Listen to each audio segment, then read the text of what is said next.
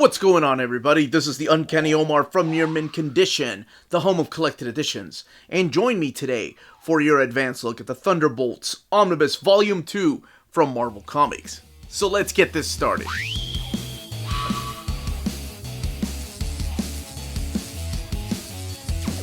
Before getting started, I want to give a huge thank you to David Gabriel and the fine folks at Marvel for sending us an advanced copy of this omnibus.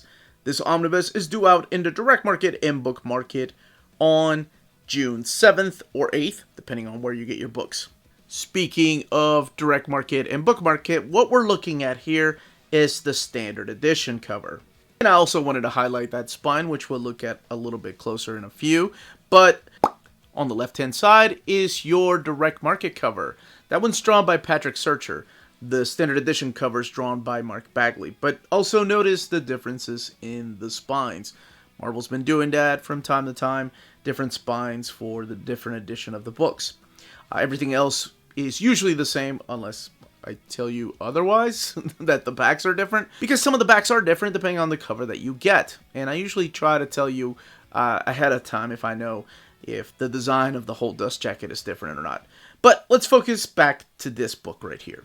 So here we have Thunderbolts Omnibus Volume 2, Nicieza, Bagley, and Searcher. So the spine right here, Marvel Omnibus up at the top, Thunderbolts, Nicieza, Bagley, Searcher, the Citizen V picture right there by Patrick Searcher, and Volume 2. And then the back of the book, Lightning Strikes Twice. This was one of my 10... Yeah, it was in my top 10 recommended buys for this month, or at least reads for the month of June. It was a huge deal for me to get to announce this, along with New Warriors Volume 2, which unfortunately got delayed until September of this year. And then, of course, we're getting a Volume 3, which I still need to take a poll if you people want to include the Thunderbolts, the Fight Club Thunderbolts, the Fight Bolts, in that omnibus or not. So, mental note, Omar. Make that poll happen on put it on YouTube so you don't have to have social media. But here is the back of the book. Lightning strikes twice. Marvel's most unpredictable team returns. And man, does it ever return. $125. T plus, what it collects down here on the right-hand side. And, of course, the covers that are all contained in here. But before we look in here, I did want to showcase what the two standard edition covers look like together. I love that. I love that they did this. This was so cool. This is from issue number 50, by the way. But I really like this. I like that it's a throwback to the first issue with Citizen V leading the teams. Now, it could be different Citizen Vs, but this is what they look like together. And, of course, how most of us are going to have it on the shelf together. Thunderbolts. Love it. All right. Underneath, let's get that out of the way. Underneath the dust jacket here of Volume 2, we have, the standard edition cover again. Thunderbolts, no credits here, but just Volume 2. And then the direct market cover by Patrick Searcher.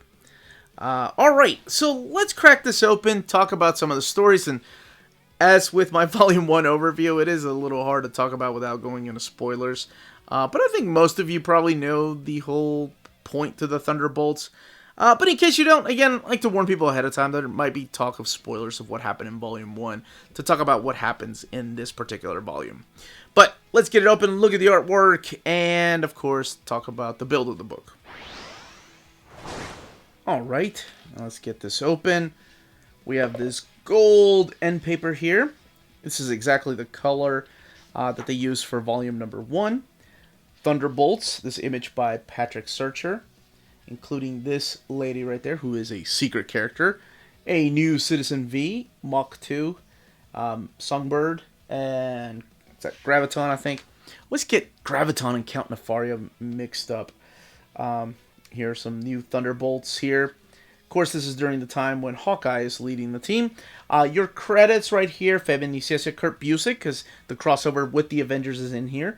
Michael Barreiro, and then the artwork, Mark Bagley, the legendary Norm Brayfogle, the legendary, rest in peace, George Paydays, Patch Searcher, Charlie Adler, that's right, from The Walking Dead, and Joe Rosas, supplying some of the color, as well as Tom Smith and Veronica Gandini. just to name a few. And then some udon colorists. Then we have the letterers and editors at the time. So kicking it off with issue number 34. So immediately taking place right after 33. This welcomes the new writer, Fabian Nicieza. So taking over Kurt Busiek's run on Thunderbolts is Fabian Nicieza. And of course, Fabian Nicieza has written just about every character in the Marvel Universe. To me, his claim to fame will always be the New Warriors, of course. But I think to a lot of people, he's probably the voice of Deadpool, because he co-created Deadpool with Rob Liefeld. And, you know, he had a long run on X-Force, and before that it was New Mutants. He was writing X-Men for a long time. I stole some of his vows that he used on issue number 30, but that's another story. That was for my personal wedding. But this collects Thunderbolts 34 to 63, annual number 2000, Avengers 31 through 34. That is the 1998 series, so keep that in mind. And as when it was renumbered after Heroes Return, as well as Avengers Annual 2000, Thunderbolts Life Sentences, the one-shot, Thunderbolts from the Vault, from the Marvel Vault, number 1, Citizen V and the V-Battalion. All 3 issues of that miniseries is in here. And to wrap it all up, collected in here is the follow-up to that, Citizen V and the V-Battalion Everlasting. So the first 3-issue miniseries came out in 2001. Then the 4-issue miniseries came out, Everlasting, that's what it's called, in 2002. So this is the era when Fabian Nicieza joins Mark Bagley to tell the stories of the Thunderbolts. Now I'm going to say something. If you enjoyed Volume 1 and you're a big Kurt Busiek fan, you know, you're probably like, oh, that's good enough for me, I'm done. But to me, I think the stories are just as good here. However, when you first start reading this, it does feel a little disjointed, a little odd at first, because the stories aren't matching up. You know, you're used to Kurt Busiek's storytelling, and he does play the long game, but Fabian Nicieza plays the longer game.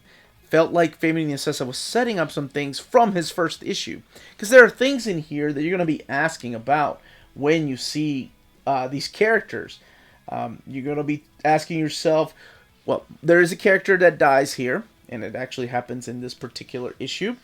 We're not going to talk about who it is or how it happened, but it happens so weird, like, and so fast that you're like, wait a minute, isn't anybody going to do anything about the death of this character?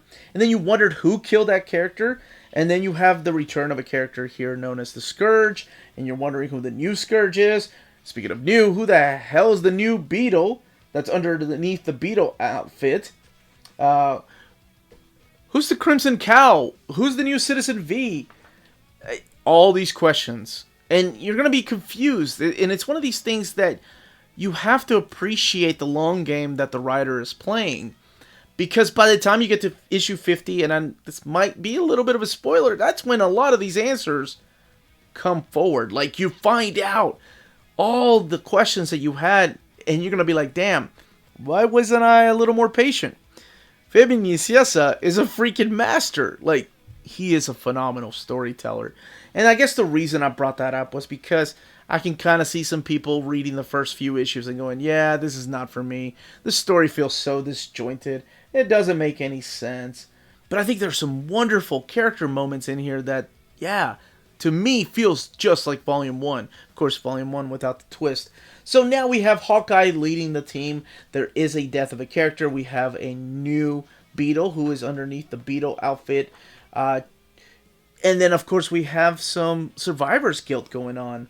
We have the introduction of Mach 2, who's underneath this outfit.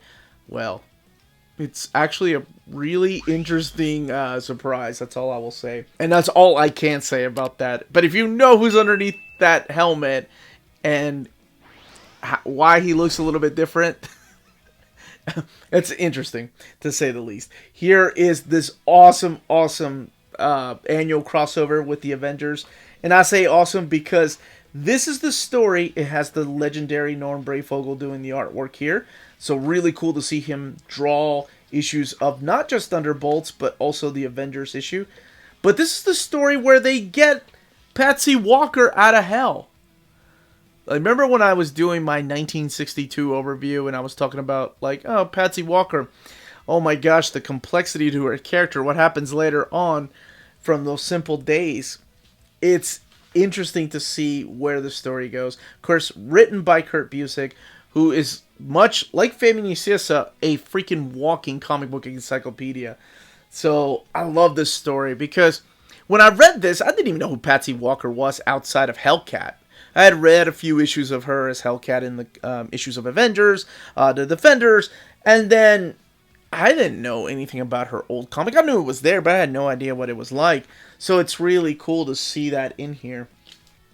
Now, that's not the only crossover with the Avengers. We'll get some more here in a little bit. So we do have a new Citizen V. I love the Scourge design. I don't know if they've made a Marvel Legends toy of this particular Scourge, but I would love it. Like, I've always been a big fan of the Scourge. Scourge of the Underground, that's all, or the Underworld, sorry. That's all from Mark Gruenwald's run on Captain America. He built the idea that there are a group of people called the Scourge that are going around and just offing these villains. And the Scourge is brought back. It's a little bit different because there is a twist who exactly it is in this particular book. And like I said, you will find out. I don't think it's in issue 50, but you will find out who it is and what the purpose of this particular Scourge is. But I've always been a big fan of the design of this Scourge. I think he looks really badass. I don't know. To some people, he may look silly. Okay, he's only silly when he's using Stiltman's powers. But outside of that, I think he's awesome. It's the return of the V-Battalion. Sandman makes an appearance here. Now, this is the long crossover with the Avengers. This is also found in the Kurt Busiek, George Perez Avengers Omnibus. But this is more of a big fight with Count Nefaria. And also the story featuring Wonder Man and, of course, Atlas and their ties and what's going to happen. We have a new Citizen V. It's a lady this time around, and this is where you find out who she is. But she kind of disappears with the Crimson Cowl. Crimson Cowl takes her. Well, you get to find out where exactly she's been taking her, what she's doing to her. And yeah, all of that while this big crossover with this huge fight against Count Nefaria is taking place. There's Lady Mask right there. But that's 8 issues of stories in here that crossed over with the Avengers. So I'm glad it's all collected in here. And then we get, this is a Patrick Searcher fill-in issue right here. With I like his art. Is different than Mark Bagley's, but still feels a little bit of the same. There's a whole secret behind Techno. And you notice how I'm avoiding spoiling anything that I talked about in Volume 1 of Thunderbolts, right? These overviews sometimes can be really difficult when talking about these stories because when you're talking about something like Thunderbolts, one of the biggest things that makes Thunderbolts so damn good is the thing that I can't talk about and why so many characters appear in here. So, alright. I think I'm doing alright. Oh, hell yes. The return of Janice Vale right there. That's the Captain Marvel Omnibus I want to see. I know people are really excited for the classic Marvel. People are excited for the Kelly Thompson run. And I think some people are excited for the Kelly Sue DeConnick era. But for me, my Captain Marvel, of course, well, growing up was Monica Rambeau. But to collect an omnibus just featuring her as Captain Marvel, you would collect pretty much a lot of Uncle Roger's Avengers, which I wouldn't not opposed to at all. And then a couple of miniseries here and there. But yes, where the hell was I? I'm talking about Thunderbolts, sorry. Yes, that I love Janice Vale. I'd love to see him come back in an omnibus one day. There's the Scourge. This is the way that most people would probably remember the Scourge from Mark Gruenwald's run. Does it have ties to that Scourge? Yeah, you know I'm not going to answer that because you got to read it. And then in issue number 50, a lot of revelations happen, and then we get issue 51, which is Patrick Searcher joining the team of Miniseries. Mark Bagley takes a step back, probably to focus on something called Ultimate Spider-Man that was launching at that time. So now we have Patrick Searcher, who is a damn good artist on his own. This is the one shot right here. This tells the stories of pretty much some of the characters that have been imprisoned at the end of issue number 50. So This is the Life Sentences one-shot. This is the one that's drawn by Charlie Adlard. Like I said, who went on to do The Walking Dead for, holy crap, the entirety of The Walking Dead outside of the first 6 issues that were drawn by Tony Moore. So I think he's actually credited on the show. Then we return to some classic Patrick Searcher on artwork, and here is Graviton, who, like I said, looks very similar to freaking Count Nefaria, the guy with the beard and a cape and flies around. Has different powers, I get it, yes, but when I was a kid, I thought they were the same dude and just went by different names. Here we have the first Citizen V miniseries. This is the one that's drawn by Matthew Ryan, and this is the focusing on the new Citizen V and the V-Battalion. And there's 3 issues of that in here. And then we go back to more Thunderbolts back here, where Citizen V returns to the team. And they're still fighting Graviton. Oh, that was one of my favorite Thunderbolts moments, with what's going on with that character and what she ends up becoming. There is, this is Moonstone, not Meteorite. It's a different character now. Somebody else is using the name Meteorite. Alright, let's talk about this issue right here. So the Nuff Said month at Marvel was when Stan Lee challenged the writers to write an issue with no dialogue.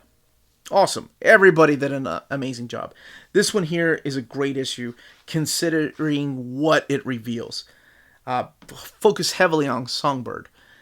The thing in this issue, though, and it is the only issue that this happens in, is that the scans are really bad. And it's like, the entire issue is like this, so the colors are muddled. It looks a little grainy, almost like you're looking through, like you're watching a DVD compared to when you go to the colors of a Blu-ray. I guess that's the best comparison I can make. You know, you have something like this, but just the previous issue, you had those vibrant colors and the clear, crisp lines. Whereas here, it looks a little bit muddled. This is the only issue that I noticed this happening in. And that happens from time to time. Not just at Marvel. At every publisher. Astro City, I think if you've seen that overview of that book, you've seen the scans. Actually, most of the issues look like that. But I did want to point that out. Because it does stand out. Because as you're reading this, you see colors. And you're used to the colors. And you're like, wait a minute, that doesn't look right. Something's off with that particular issue. But this is when we get into the era of 2002, and this is the Citizen V and the V-Battalion. This is the 4-issue miniseries, and I love these covers. The internal artwork, I remember when I was reading this, it wasn't my cup of tea, but looking back at it, I mean, it's not terrible. God, look at those covers, though. Black and white covers are freaking awesome. And again, focusing on the new Citizen V and the V-Battalion. And then we get this one shot right here. This is Thunderbolts from the Marvel Vault. I can't even show a single page from there because it's a big revelation as to what happens within here. It's a big reveal.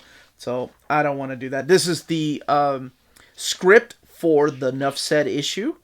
Back here if you're curious about that. But yeah, that one shot is great if you're a big fan of a particular run that Fabian Nicieza did in the early 90s.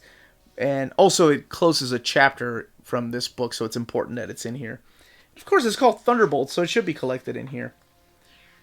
And some original artwork here. Lots of Mark Bagley stuff. Now, the book here, again, retails for $125. It has 1,168 pages. I forgot that these were previously collected with, what's his name? You have Bucky from the Heroes Reborn universe. I didn't even talk about this in this guy named Rebel right here that is wearing an Iron Man outfit. But that's part of the Heroes Return story arc. So if you want to check that out, maybe go and watch that video. If you want to know a little bit more information about this. Now, as far as the binding of the book, give me that big eye, baby. 1,168 pages sewn binding. I love to see it like that. That's what I'm talking about. So the book lays over really nice, whether you're towards the very beginning or towards the very end here. And of course in the middle, it's no issue at all. Now, the paper in this feels like the paper in the Thor by Matt Fraction Omnibus, or the Phoenix Omnibus. So it's a little bit thicker than the paper that I noticed in the reprints of Daredevil by Brubaker and Amazing Spider-Man JMS. But this is Thunderbolts Volume 2. There's a tie-in to Maximum Security. I forgot to mention that. But then Maximum Security isn't really collected in here. So, that, as they say, is that. If you're interested in purchasing this book, don't forget to check out our sponsor, cheapgraphicnovels.com, your online home for graphic novels and collected editions up to 50% off cover price. They have excellent shipping and prompt and helpful service. Check out their bargain deals for up to 90% off cover price. And don't forget that CGN also takes pre-orders. That way you don't miss out on the hottest releases. And they are currently running a special promotion for you Minties. If you're a first-time customer, after receiving your order confirmation email, reply back to that email and let them know Near Mint Condition sent you their way. They will then apply a free shipping promotional credit to your next order in the US. Cheap Graphic Novels, your source for the hottest books with the kind of deep discount, quality shipping, and customer service that will keep you coming back for more. And that was the content, the page count, and build of this omnibus. Let me know in the comments down below if you are picking this up, and if you are, which cover you're going to pick up. If you've read the stories here and you're hoping to relive those feelings that you had the first time you read these stories, leave those comments down below. If you have any more questions, leave your questions down below. So this was the Uncanny Omar. Thank you all so much for watching. Smash that like button. Ring that bell for notifications to let you know when our videos are going live. We are on Spreadshop and Patreon. Amazing ways to support the channel if you can do so. More importantly, everyone, stay healthy and safe out there. Much love.